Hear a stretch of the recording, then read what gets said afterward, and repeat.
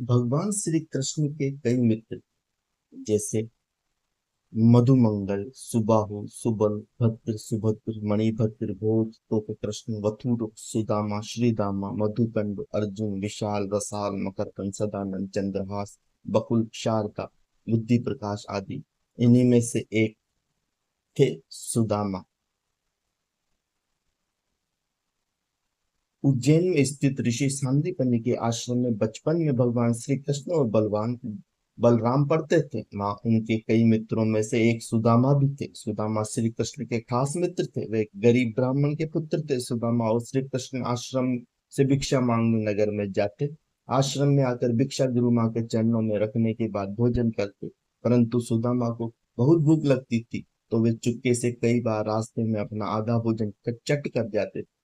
एक बार गुरु माँ ने सुदामा को चने देकर कहा कि इसे आधे चने श्री कृष्ण को भी देना, और तुम दोनों जाकर जंगल से लकड़ी बीन लाओ। फिर दोनों जंगल में लकड़ी बीनने चले गए। वहां बारिश होने लगी। तभी दोनों वो शेर देखकर एक वृक्ष पे चढ़ गए। ऊपर सुदामा और नीचे श्री कृष्ण। फिर सुदामा अपने पल्लू से चने निकाल कर चने खाने लगे। चने खाने की आवाज आकर श्री कृष्ण कहते हैं, अरे ये कटकट की आवाज कैसी आ रही है? कुछ खा रहे हो क्या? सुदामा कहता है, नहीं, ये तो सर्दी के मारे मेरे दांत कटकटा रहे हैं। ये सुनकर श्री कृष्ण कहते हैं, मुझे भी बहुत सर्दी लग रही है। सुना है कुछ खाने से शरीर में गर्मी आ जाती है। तो लो लाओ, वो चने ले आओ जो गुरु माता ने हमें दिए थे, दोनों बांट कर खा लेते हैं। ये सुनकर सुदामा कहता है, चने कहाँ है? वो तो पेड़ पर चढ़ते समय ही मेरे पल्लू से नीचे गिरकर कीचड़ में हो गए। ये सुनकर श्री कृष्ण समझ जाते हैं। कहते हैं, ओ ये तो बहुत बुरा हुआ। यह सुनकर नीचे की डाल पर बैठे भगवान श्री कृष्ण अपने चमत्कार से हाथों में चने ले लेते हैं और ऊपर चढ़कर सुदामा को देकर कहते हैं कि पेड़ पर फल तो नहीं है, लेकिन मेरे पास ये चने हैं। सुदामा कहते हैं, ये तुम्हारे पास कहाँ से आए? तब श्री कृष्ण कहते हैं, मुझे भूख कम लगती है ना। जब पिछली बार गुरु माता ने जो चने दिए थे वो अब तक मेरी अंटी में बंधे हुए हैं। ले लो, अब जल्दी से खा लो। यह सुनकर सुदामा कहता है, नहीं नहीं, मैं इसे नहीं ले सकता। तब श्री कृष्ण पूछते हैं, क्यों? तो सुदामा जी कहते हैं, मैं तुम्हारी मित्रता का अधिकारी नहीं हूं, मैंने तुम्हें धोखा दिया है। श्री कृष्ण, मुझे क्षमा कर दो। कृष्ण कहते हैं, अरे जिस मित्र कहते हो और क्षमा भी मांग कर उसे लज्जित न करो मित्र। इसी प्रकार एक बार श्री कृष्ण सुदामा को वचन देते हैं कि मित्र, जब भी तुम संकट में खुद को पाओगे तो मुझे याद करना, मैं अपनी मित्रता जरूर निभाऊंगा। बलराम और श्री कृष्ण आश्रम से भिन्न भिन्न कार्य करते थे। एक बार श्री कृष्ण, बलराम और सुदामा भिक्षा मांगने के लिए जाते हैं, तो एक द्वार पर खड़े होकर तीनों भिक्षाम देही कहते हैं।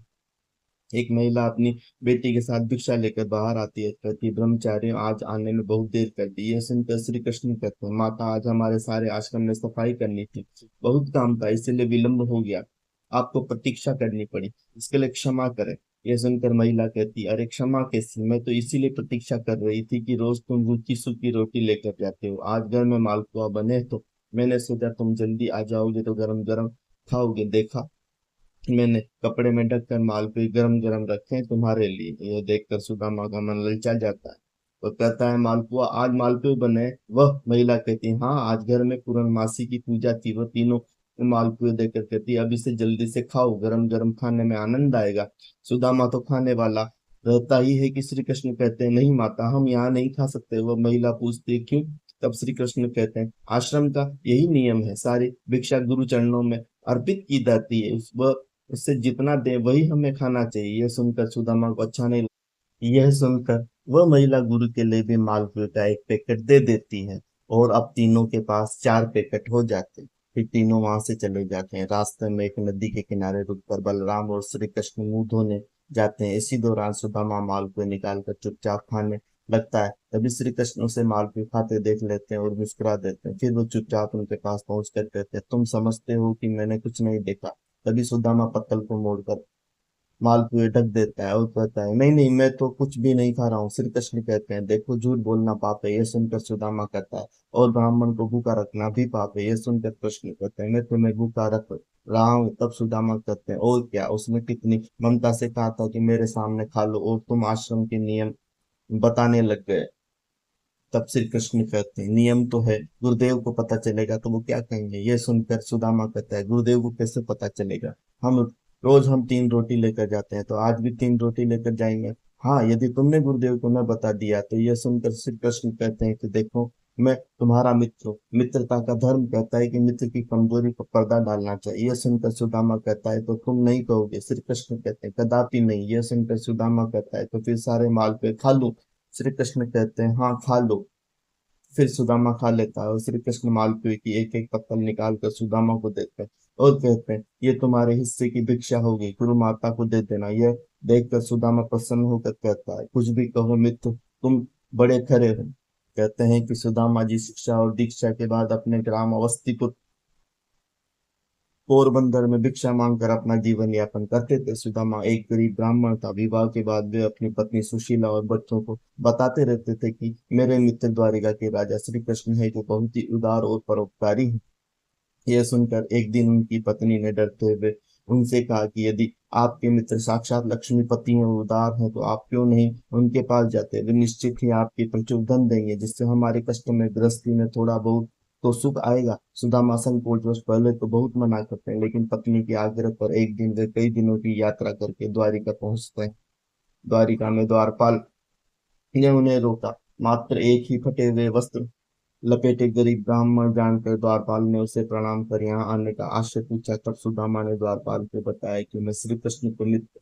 दो द्वारपालों को आश्चर्य हुआ, फिर भी उन्हें नियमानुसार सुदामा जी को वहीं ठहरने को कहा और खुद महल गए और श्री कृष्ण से कहा है प्रभु, पटेहाल दीन और दुर्लभ ब्राह्मण आपसे मिलना चाहता है, जो आपको अपना मित्र बताकर अपना नाम सुदामा बतलाता है। द्वारपाल के मुख से सुदामा का नाम सुनकर प्रभु सुदबुद खो बैठे और नंगे पैर ही द्वार की ओर दौड़ पड़े। उन्होंने सुदामा को देखते ही अपने हृदय से लगा लिया और प्रभु की आंखों से आंसू निकल पड़े। वे सुदामा को आदर पूर्वक अपने महल ले गए और सुंदर से आसपास बिठाया और रुक्मणी संग उनके पैर धोए। कहते हैं कि प्रभु को उनके चरण धोने के लिए जल की आवश्यकता ही नहीं पड़ी। उनकी दीनता और दुर्बलता को देखकर उनकी आंखों से आंसुओं की धारा बहने लगी। स्नान भोजन आदि के बाद सुदामा को पलंग पर बिठाकर श्री कृष्ण उनके चरण सेवा करने लगे और गुरुकुल में बिताए दिनों की बातें करने लगे। बातों में एक प्रसंग भी आया कि किस तरह दोनों मित्र वन में समाधि लेने गए थे और रास्ते में मूसलाधार वर्षा होने लगी, तो दोनों मित्रों ने वृक्ष पर चढ़कर बैठ गए। सुदामा के पास एक पोटली में दोनों के खाने के लिए गुरु माता ने जो चने की आवाज सुनकर श्री कृष्ण ने पूछा कि क्या खा रहे हो सखा? सुदामा ने यह सोचकर झूठ बोल दिया कि कुछ चने कृष्ण को भी देने पड़ेंगे। उन्होंने कहा कुछ नहीं खा रहा, यह तो ठंड के मारे मेरे दांत कड़कड़ा रहे हैं। इस प्रसंग के दौरान श्री कृष्ण ने पूछा भाभी ने मेरे लिए कुछ तो भेजा होगा। सुदामा संकोचवश एक पोटली छिपा रहे थे। भगवान मन में हंसते हैं कि फिर उस दिन चने छिपाए थे और आज तुम तंदूर छिपा रहे हो। भगवान ने सोचा जो कुछ मुझे कुछ नहीं देता उसे भी कुछ न कुछ देता है, लेकिन मेरा भक्त है तो अब इससे छीनना ही पड़ेगा। तब उन्होंने तंदूर की पोटली छीन ली और सुदामा के प्रारब्ध कर्मों को क्षीण करते हुए तंदूर को बेच चाव से खाया। फिर सुदामा ने अपने परिवार आदि के बारे में तो बताया, लेकिन अपनी दरिद्रता के बारे में कुछ नहीं बताया। अंत में प्रभु ने सुदामा को सुंदर शैया पर सुलाया। दूसरे दिन भरपेट भोजन कराने के बाद सुदामा को विदाई दी, किंतु विदाई के दौरान उन्होंने कुछ भी नहीं दिया। रास्ते भर सुदामा सोचते रहे कि हो सकता है कि इन्हीं कारणों से धन नहीं दिया गया होगा, कहीं उन्हें अहंकार ना आ जाए। यह विचार करते हुए सुदामा अपने मन को समझाते हुए अपने घर पहुंचे तो देखा उनकी कुटिया के स्थान पर एक भव्य महल खड़ा है और उनकी पत्नी स्वर्ण आभूषणों से लदी हुई है तथा सेविकाओं से घिरी है। यह दृश्य देखकर सुदामा की आंखों से आंसू निकल आए और वे सदा के लिए श्री कृष्ण की कृपा से अभिभूत होकर उनकी भक्ति में लग गए। तो भक्तों बोलिए जय श्री कृष्ण।